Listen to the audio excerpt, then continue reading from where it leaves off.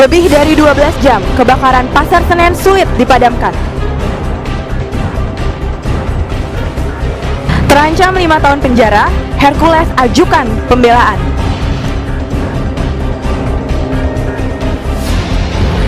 KPU gelar rekapitulasi perhitungan suara secara nasional.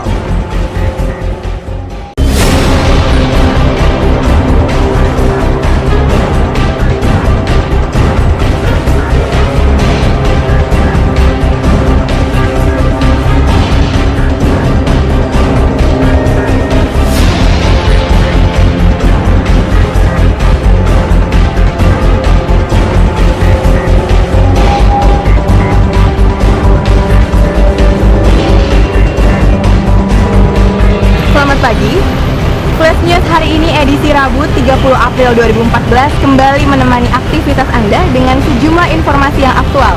Bersama saya Amidia Fihani, inilah Flash News selengkapnya.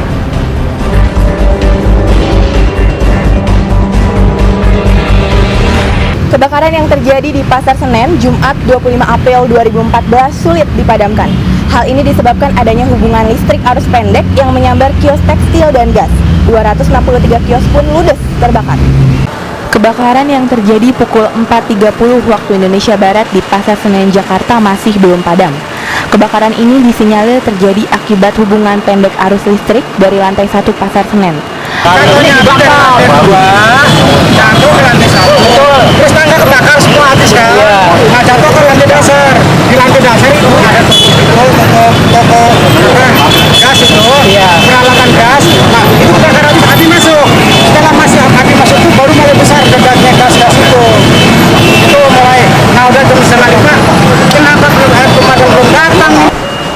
Kurang lebih jam 4.30 pagi ya sampai sekarang ya, dengan diterima berita dari ya pemadam kebakaran yang merahkan dari 16 sampai sekarang, dari 16 unit terus bergeser sampai sekarang ini sudah 46 unit ya, unit damkar. Kalau ya perkiraan sementara ya kan harus dari arus pendek ya, sementara dari arus pendek. Api semakin membesar dan menyebar hingga blok 3 lantai 3 akibat adanya kios tekstil dan gas yang ikut terbakar. Selain itu, sulitnya akses untuk mendapatkan air pun menjadi penyebab terlambatnya pemadaman api. Dinas Pemadam Kebakaran mengerahkan 46 unit mobil pemadam kebakaran dengan 28 unit pompa air. Pemadaman api bukan hanya dilakukan melalui jalur darat, melainkan juga dilakukan melalui jalur udara dibantu tim kepolisian setempat. Kebakaran ini telah menghanguskan 263 kios dan menimbulkan kerugian lebih dari 100 miliar rupiah. Meski kebakaran ini tergolong kebakaran skala besar, tidak terdapat korban jiwa dalam peristiwa kebakaran ini karena belum ada aktivitas kegiatan pasar. Alif Ramadan, Amidia Prihani, Vokasi TV Jakarta melaporkan.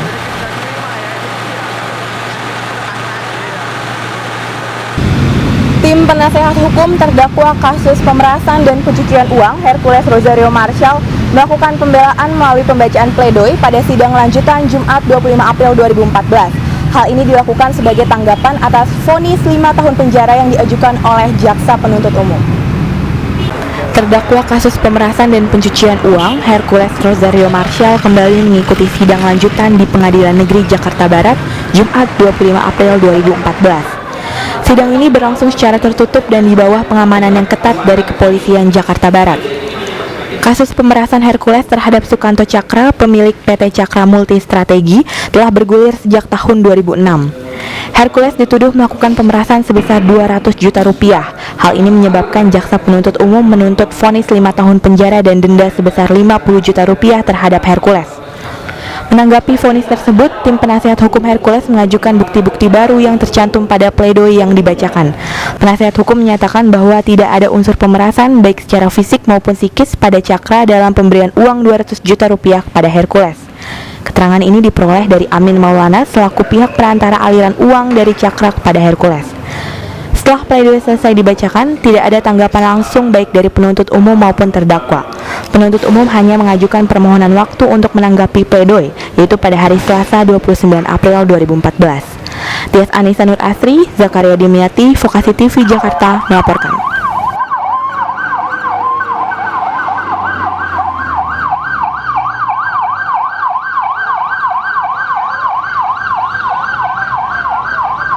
Beralih ke ranah politik, pemilihan umum untuk partai politik dan calon anggota legislatif, DPR dan DPD yang digelar pada 9 April 2014 lalu, kini tengah diproses melalui rekapitulasi perhitungan suara secara nasional.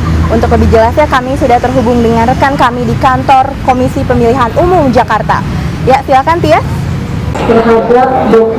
Ya baik, kini saya sudah berada di kantor pusat Komisi Pemilihan Umum Jakarta Pusat, di mana pada saat ini, tepat tanggal 26 April 2014, sudah dibuka oleh Ketua KPU pada pukul 10.30 pagi, rapat pleno terbuka dalam rangka penghitungan suara untuk partai politik dan calon legislatif DPR dan DPD, serta penetapan hasil pemilu secara nasional. Rapat ini dihadiri oleh seluruh perwakilan partai politik dan juga saksi dari DPD. Dapat Anda lihat di belakang saya sudah terdapat tenda besar yang digunakan oleh KPU untuk menampung masyarakat yang ingin menyaksikan rapat pleno ini secara langsung. Rapat pleno terbuka dimulai pada pukul 13.30 waktu Indonesia Barat oleh Komisioner KPU Ferry Kurnia. Agenda ini dihadiri oleh seluruh perwakilan partai politik dan saksi dari DPD. Dapat Anda lihat di monitor, pada rapat pleno pertama ini ada 5 provinsi yang dihitung perolehan suaranya. Adapun 2 provinsi yang akan dihitung, yaitu Provinsi Bangka Belitung dan Jawa Barat. Perhitungan suara provinsi lainnya akan dilakukan secara kontinu hingga 6 Mei 2014. Rekapitulasi suara nasional akan digabung dengan hasil perolehan suara luar negeri yang telah selesai pada Jumat lalu. Kemudian dilakukan penetapan hasil akhir pemilihan umum nasional pada tanggal 9 Mei 2014. Sekian laporan yang dapat saya sampaikan dari KPU Jakarta Pusat. Saya Tia Sanisa Nur Asri dan Alif Ramadan melaporkan. Ya, terima kasih Tia. Informasi mengenai perhitungan suara secara nasional tadi menutup perjumpaan kita kali ini. Saya dan segenap rekan yang bertugas pamit undur diri. Informasi yang ditayangkan bisa Anda akses kembali di www.flashnews.com serta Twitter kami di @flashnews. Selamat menjalani aktivitas Anda. Sampai jumpa.